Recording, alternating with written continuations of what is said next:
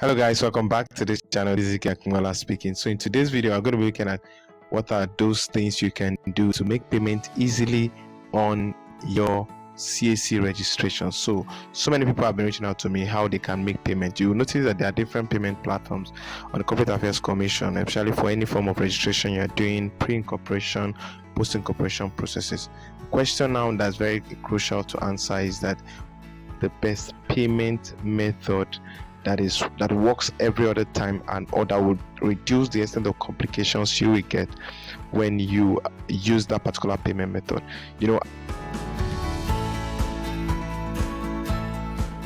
Method that would give you issue when you use them, and I'm going to be letting you know the ones that will help you to be able to. Hope this video helps you out, and I would love to see you to watch. I would love you when you watch the video from the beginning to the end. All right, let's go through without any further ado. Okay, so this is the CAC portal. Now this is what I'm going to be doing. So here am I trying to make payment. Don't forget, once you get to your Remita, you click and then you're ready to make payment. It will bring you to this page, and all you need to do is click on the submit button. So on this particular payment, I'm trying to make payment for an annual return filing for a business name. So you can see that the Remita has different payments.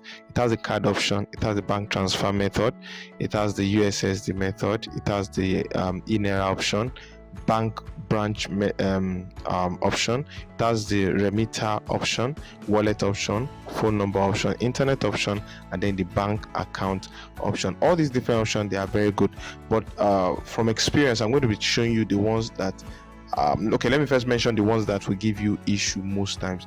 One of the ones that gives issue most of the time is the USSD.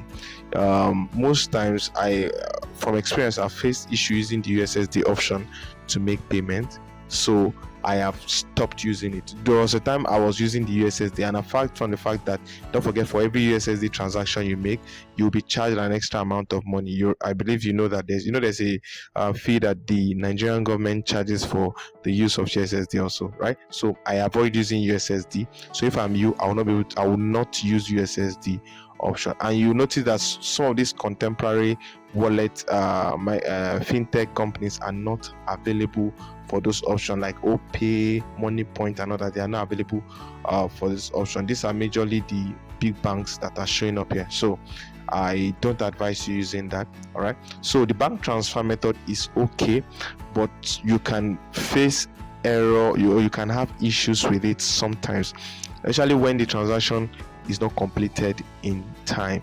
Now, I currently, right now, as I'm making this video, have a client, which is the reason why I'm even making this video, who made a bank transfer, copied the account number, made a bank transfer. The person used the POS. When the money was sent, clicked on I've sent the money, and at the end of the day, money was not confirmed, and this kept rolling. And forget that you just started it, and it's over 1 hour now. The money, the payment is yet to be verified by the Corporate Affairs Commission. You see that this can be a very major issue, right? So to avoid that, don't use the USSD and don't use the bank transfer. Now, here are the top recommendation I'm going to give you to use as payment platform for your on Remita. The first one is that always make sure that you use your card. Card is very effective. When you use card, it allows for your processes to be your payment to be very easy and fluent without any issue, right? So once you use your card method, insert your card number.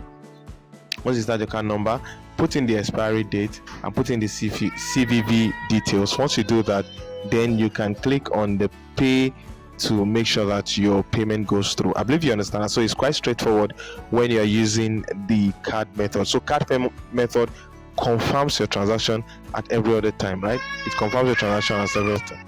So once you use the card method, and then you make sure that you put in the right details. So I have seen some people that don't have cards to make use of, right? So if you don't have a card to make use of, then you need to maximize the next option I'm going to give to you, which I always recommend, is the wallet. Wallet is highly recommended, and wallet is only available for Paga, right? Paga. So what you need to do is just go ahead and sign up for Paga account.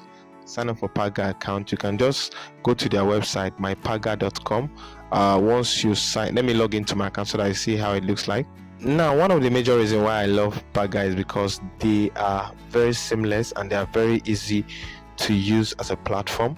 Paga allows me to be able to monitor my transactions, and I can see all my payments that is being made. I can see everything very easy. It has KYC levels that you can upgrade to every other time, and it also has a way of protecting my login. So at every point in time when I'm trying to make payment, I have to log into my account. So it's very secure, right? It's very secure for you to make use of. So Paga is very effective. There's a mobile app option, and there is also you can also log in on the system to make use of it. So create an account. So all you need to do is to create an account is just go to mypaga.com, and let me log out now so that you see what I'm trying to say.